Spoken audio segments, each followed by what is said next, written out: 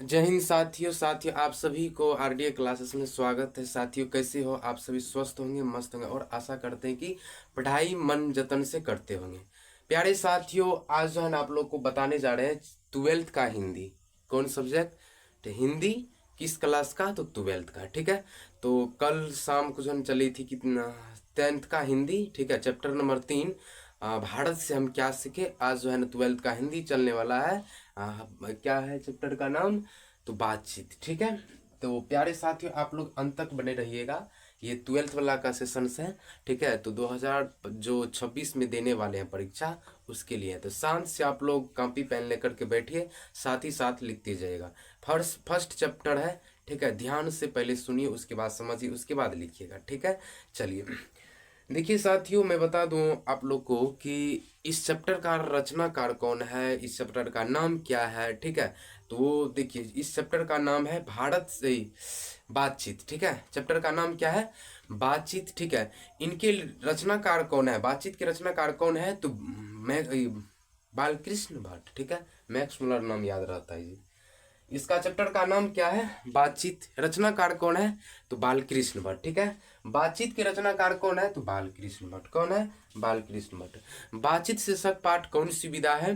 बातचीत शीर्षक पाठ एक निबंध है। क्या है जी? एक निबंध है। ठीक है, देखिए बालकृष्ण भट्ट कुल कितने निबंध लिखे हैं? तो 1000 के आसपास। कितने निबंध लिखे हैं? 1000 के आसपास। आप लोग को सारा चीज बताएंगे, तो आप लोग अंत तक बने रहिएगा। देखिए कहे कि बातचीत शीर्षक पाठ के रचनाकार कौन है? बातचीत शीर्षक पाठ के रचनाकार कौन है? तो कौन है जी? तो बालकृष्ण भट्ट। साथ ही साथ लिखते जाइएगा। ठीक है, आप लोग लिखने के लिए मतलब समय देंगे। ठीक है, तो पहले समझिए उसके बाद लिखिएगा। बालकृष्ण भट्ट क्या रचे हैं? तो बातचीत। बातचीत के रचनाकार कौन है? तो बालकृष्ण भट्ट। उल्टा पुल्टा कर भी पूछ सकता है बिहार बोर्ड। फिर देखिए क्वेश्चन की, बालकृष्ण भट्ट का जन्म कब हुआ था, यानी कि लेखक साहब के जन्म कब हुए थे? तो 23 जून 1844 ईस्वी। कब हुआ था जी? 23 जून 1844 ईस्वी। जल्दी से चैट से लिखिए कि 23 जून 1844। जल्दी लिखिए।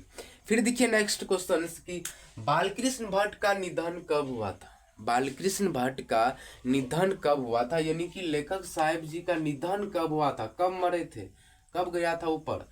तो 20 जुलाई 1914। कब गया था ऊपर जी?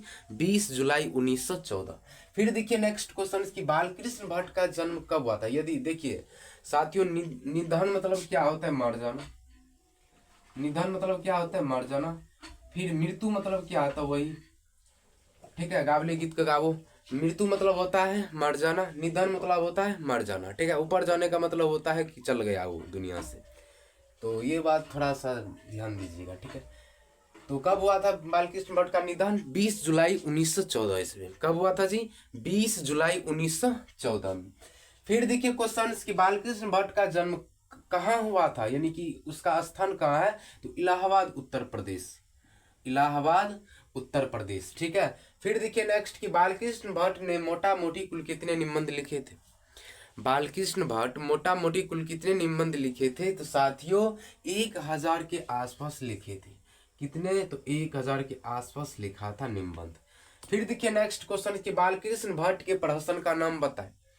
साथियों आप लोग को दे सकता है कि बालकृष्ण भट्ट के प्रहसन का नाम क्या क्या सब है। देखिए ध्यान से सुनिए। पहला, जैसा कम वैसा परिणाम, नई रोशनी का विष, आचार विडम्बना। कौन कौन सा? जैसा कम वैसा परिणाम, नई रोशनी का विष, आचार विडम्बना। ठीक है, ये इसका प्रहसन का नाम है। जैसा कम वैसा परिणाम, नई रोशनी का विष। ठीक है, उसके बाद आचार विडम्बना, ये तीनों लिखा है। फिर देखिए वाक शक्ति के अनेक फायदे में दो है, बताइए। वाक शक्ति के अनेक फायदे में दो क्या क्या सब है, बताइए। तो साथियों जिसको वाक शक्ति रहेगा तो वो मतलब बहुत आगे जाता है, जिसको वाक शक्ति थोड़ा कम रहता है तो बहुत पीछे रह जाता है। जैसे कि आकर्षित करना, जैसे कि अभी अभी हम बोल रहे हैं तो मतलब कितना प्यारा है उसमें आवाज़। या कोई आदमी, हर आदमी का अलग अलग बोलने का शैली रहता है। किसी का आवाज़ रहता है पूरा ठाड़ा, लगता है कि भौंक रहा है आवाज़ से।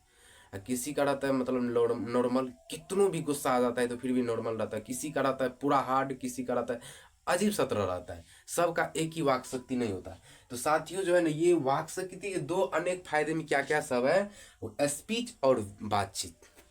स्पीच और बातचीत, कोई भाषण देता है तो हर आदमी से भाषण देता है तो हर आदमी से प्रभावित हो जाते हैं, नहीं होते होंगे, हर आदमी से प्रभावित नहीं होता है आदमी, ठीक है। किसी किसी आदमी जो है ना भाषण देता है ना, ऐसे लगता होगा कि मतलब भौंक रहा है आवाज़ से, सुनने में अटपटा टपका लगता होगा। तो वही हुआ वाक शक्ति, जिसका वाक शक्ति मजबूत रहता है उसका आवाज़ सुनने में अच्छा लगता है, जिसका वाक शक्ति थोड़ा अजीब सा तरह रहता है उसका जो है ना लगेगा कि ऐसे कि भौंक रहा है आवाज़ से, चुभा रहा है, इस तरह लगता है, बहुत गुस्सा आ जाता है, ठीक है। फिर देखिए क्या करें नेक्स्ट क्वेश्चन कि वेन जॉनसन ने क्या कहा था। वेन जॉनसन ने क्या कहा था साथियों, वेन जॉनसन ने ये कहा था कि बोलने से ही मनुष्य के साक्षात्कार होता है, बोलने से ही मनुष्य के गुण तथा अवगुण का पता चलता है। ये कौन कहा था, वेन जॉनसन ने। आप किसी से बातचीत करिएगा ना तो आपको पता चल जाएगा ये आदमी कैसा है, बोलने से ही पता चल जाता है, कोई भी आदमी हो। तो यही आप बात बोले थे वेन जॉनसन ने कि बातचीत करने से ही आदमी का गुण तथा अवगुण का पता चल जाता है। ये सरल भाषा में बताए हैं, लेकिन ये अपना भाषा में क्या बोले थे, बोलने से ही मनुष्य के रूप का साक्षात्कार। साक्षात्कार मतलब क्या होता है साथियों, कि गुण तथा अवगुण का पता चल जाता है, ठीक है। क्या चीज करने से, मरने से नहीं, बातचीत करने से, ठीक है। फिर देखिए नेक्स्ट क्वेश्चन की एडिसन का मत क्या है। एडिसन का मत क्या है, यानी कि एडिसन क्या बोले थे, एडिसन का राय क्या है। तो साथियों एडिसन का राय है कि असल बातचीत सिर्फ दो व्यक्तियों में ही हो सकती है, असल बातचीत सिर्फ दो व्यक्तियों में ही हो सकती है। साथियों देखिएगा कहीं पर भी एक दो आदमी बात किया तो ठीक है, वो आदमी वो बात उतना नहीं विकसित होगा, वहीं पर तीसरा आदमी एंट्री मारा तो धीरे धीरे वो बात चारों बगली फैल जाएगा। बोलेगा क्या, ए हम तुमको बोलते हैं किसी को मत बोलना, फिर वो क्या बोलेगा, हम आपको बोलते हैं आप किसी से मत बोलिएगा। ये फिर धीरे धीरे पूरा विकसित हो जाता है बात, लेकिन छुपा नहीं रहता है। दो आदमी बातचीत किया तो दोनों में गुप्त गुप्त रहेगा, वही तीसरा आदमी बातचीत मतलब 3 आदमी में होता है, 4 आदमी में होता है, 5 आदमी में होता है, तो वो बातचीत छप नहीं सकता है, वो अब नहीं छपेगा, कितनों भी कोशिश करिएगा ना तो नहीं छपेगा।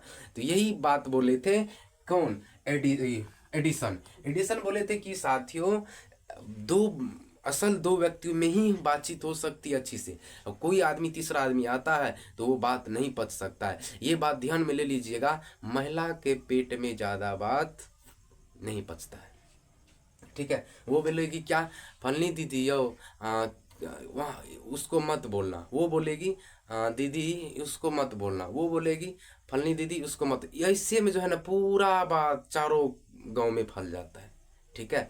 तो महिला खास करके जो है ना बात को नहीं पचाता है, ठीक है। फिर देखिए नेक्स्ट क्वेश्चन कि बालकृष्ण भट्ट में पढ़ने की अभिरुचि किसने जगाई। बालकृष्ण भट्ट में पढ़ने की अभिरुचि किसने जगाई, तो साथियों माता पार्वती देवी ने जगाई थी। माता पार्वती कौन थी, तो उसकी माँ थी, कौन थी जी, माँ थी।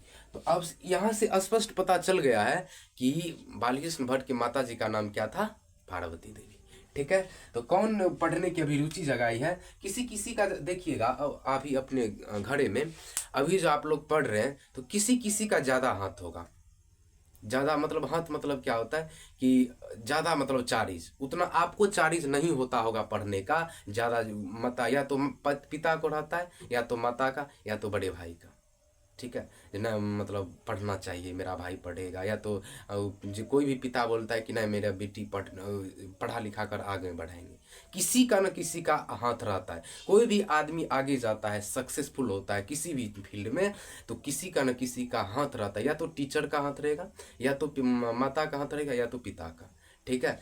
तो वही बात है कि बालकृष्ण भट्ट के पढ़ने की अभिरुचि किसने जगाई, यानी कि ज्यादा फोर्स कौन कर रही थी, तो माता जी कर रही थी, किनको पढ़ने के लिए, तो बालकृष्ण भट्ट के पढ़ने के लिए। लेकिन ये बालकृष्ण भट्ट जो है ना अपने स्वभाव में इस तरह का था, जो कहीं जहां भी जाता था ना वहां पर इसको झगड़ा हो जाता था, यानी कि ठाड़ा आवाज का था, ठीक है। मतलब इसका बोलने का शैली उतना नहीं था, ठीक है, किसी को डायरेक्टे बोल देते था। तो वही बात है, ये जो है ना जहाँ जाता था वहाँ पर थोड़ा रिटायरमेंट, ये नौकरी छोड़कर भी एक जगह जो है नौकरी छोड़कर दूसरे जगह यानी यही निबंध इधर उधर का अपने से तब करने लगा। बाद में जो है 1000 लिखा निबंध, उसके बाद इनको सक्सेसफुल यानी हुआ, थोड़ा सा गिनती आने लगा, यही बात है। तो थोड़ा आवाज़ भी मैंने रखता है साथियों। फिर देखिए बालकृष्ण के माता जी का नाम क्या था। ये 12th का हिंदी है, यानी कि इंटर का, ये लल्लू फत्तू वाला हिंदी नहीं है, थोड़ा सा नज़र दीजिएगा। अपना भाषा में बोलते हैं तो कि खिस्सा समझ जाइएगा, खिस्सा नहीं है, ये सारा का सारा क्वेश्चंस है। आप खिस्सा समझ कर पढ़िएगा तो ठीक है, लेकिन ध्यान दे दे करके, जैसे बोलते हैं ये क्वेश्चंस छंटने वाला आवाज़ है, हर क्वेश्चन मेरा हर आवाज़ क्वेश्चन है, समझ लीजिएगा, ठीक है। फिर देखिए नेक्स्ट क्वेश्चन कि बालकृष्ण भट्ट की माता जी का नाम क्या है, अभी अभी तुरंत बताएं कि माता जी का नाम क्या है। तो पार्वती देवी, क्या है जी, पार्वती देवी, ठीक है। फिर देखिए नेक्स्ट क्वेश्चन कि हिंदी प्रदीप कितने वर्ष तक प्रकाशित हो गई है। हिंदी प्रदीप कितने वर्ष तक प्रकाशित हो चुकी है साथियों। 33 वर्ष तक प्रकाशित हुआ है। कितने वर्ष तक, 33 वर्ष तक, ठीक है। फिर देखिए नेक्स्ट क्वेश्चन कि बालकृष्ण भट्ट किस युग के साहित्यकार थे। तो भारतीय हिंदू युग के, किस युग के साहित्यकार थे साथियों, भारतीय हिंदू युग के बालकृष्ण भट्ट साहित्यकार थे, ठीक है। फिर देखिए नेक्स्ट क्वेश्चन कि दुर्घट शब्द का अर्थ क्या होता है। ये 2022 में पूछा था, 2022 में पूछा था कि दुर्घट शब्द का अर्थ क्या होता है, ठीक है। दुर्घट शब्द का अर्थ क्या होता है साथियों। दुर्घट शब्द का अर्थ होता है कि ऐसा कुछ जिसके घटित होने की आशा हो, ऐसा कुछ जिसके घटित होने की आशा हो, ठीक है। फिर देखिए नेक्स्ट क्वेश्चन कि चमन निस्तान का अर्थ क्या होता है। चमन निस्तान का अर्थ क्या होता है। तो साथियों हरे भरे बागों का इलाका, हरे भरे बागों का इलाका। फिर देखिए नेक्स्ट क्वेश्चन कि बालकृष्ण भट्ट क्या नहीं थे। बालकृष्ण भट्ट क्या नहीं थे साथियों। बालकृष्ण भट्ट महाकाव्यकार नहीं थे। ये जो है ना पूछा था करीब 2019 में। क्वेश्चंस बैंक निकाल कर देख लीजिएगा। हम झूठ बोलते हैं तो अरे यार पूरा किताबें याद है, तो झूठ काहे बोलेंगे, पूरा किताब याद है, कहीं से भी आप हमसे पूछ सकते हैं, ठीक है, नरझल्ली मास्टर नहीं है। फिर देखिए नेक्स्ट कि बालकृष्ण भट्ट किस काल के रचनाकार है। बालकृष्ण भट्ट किस काल के रचनाकार है। तो आधुनिक काल के, किस काल के, आधुनिक काल के रचनाकार है कौन, तो बालकृष्ण भट्ट। फिर देखिए नेक्स्ट क्वेश्चन की बालकृष्ण भट्ट की रचना बातचीत कौन सी विधा है। पहले बताए हैं कि बालकृष्ण भट्ट जो रचना रचे हैं बातचीत, ये कौन सी विधा है, तो निबंध है। कौन सी विधा है साथियों, निबंध। विधा मतलब क्या होता है कि शीर्षक पाठ क्या है, ठीक है। जैसे कि आप लोग फिल्म देखते होंगे तो फिल्म का नाम रहता होगा, ठीक, नाम के अलावा उसका डायरेक्टर कौन है, उसका हीरो कौन है, फलना कौन है, चिन्ना, मतलब ढेर सारा सब कुछ रहता है। लेकिन फिल्म जो है ना किसके अनुसार से बना गया है, ठीक है, वो सबसे मायने रखता है, ठीक है। तो वही बात है, ये क्या है, तो निबंध है। क्या है जी, निबंध है। इसका हीरो कौन है, तो यानी हीरो कौन है, तो एडिशन फलना फलना सबका इनका हीरो है, ठीक। लेकिन डायरेक्टर कौन है, बातचीत शीर्षक पाठ के डायरेक्टर कौन है, तो यही बालकृष्ण भट्ट, ठीक है। कौन है, तो बालकृष्ण भट्ट। फिर देखिए रॉबिन्सन क्रूसो ने 16 वर्ष के उपरांत किसके मुख से एक बात सुनी थी। रॉबिन्सन क्रूसो ने 16 वर्ष के उपरांत किसके मुख से एक बात सुनी थी साथियों। फ्राइडे के मुंह से एक बात सुनी थी। क्या बात सुनी थी कि मतलब कि बातचीत के बारे में, यही बात सुना था बस, और कुछ नहीं, ठीक है। फिर देखिए नेक्स्ट कि बालकृष्ण भट्ट के पिताजी का नाम क्या है। बालकृष्ण भट्ट के पिताजी का नाम क्या है, तो बेनी प्रसाद जी, यानी कि बेनी प्रसाद भट्ट।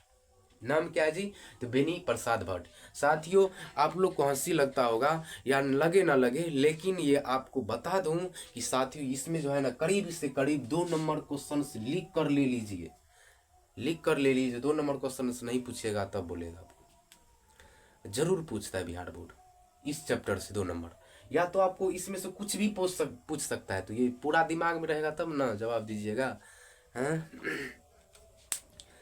तो चलिए पूरा तो हो गया, ठीक है। देखिए इसमें करना क्या है, आपको चैप्टर बाय चैप्टर बताते जाएंगे, चैप्टर बाय चैप्टर आप लोग याद करते जाइएगा। चैप्टर बाय चैप्टर बाद में हम जो पूरा खत्म हो जाएगा तो टेस्ट लेंगे।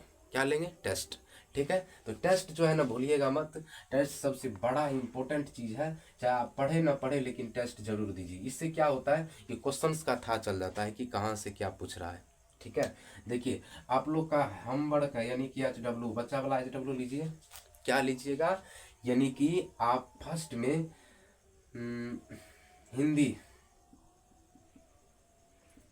हिंदी चैप्टर नंबर 1 कंप्लीट चाहिए। हिंदी चैप्टर नंबर 1 कंप्लीट चाहिए। फेयर प्लस याद, फेयर प्लस याद। फेयर जो है ना जब मरिएगा ना तो उसी टाइम आएगा समय, यानी कि जब आपका मेन चीज आएगा ना परीक्षा का टाइम, तो उस टाइम आएगा। उस टाइम बहुत आदमी मरता है, बहुत बच्चा, हद से ज़्यादा। जो इसका तैयारी नहीं रहता है ना, जो समझता है पढ़ाई लिखाई को, तो वो गया पर।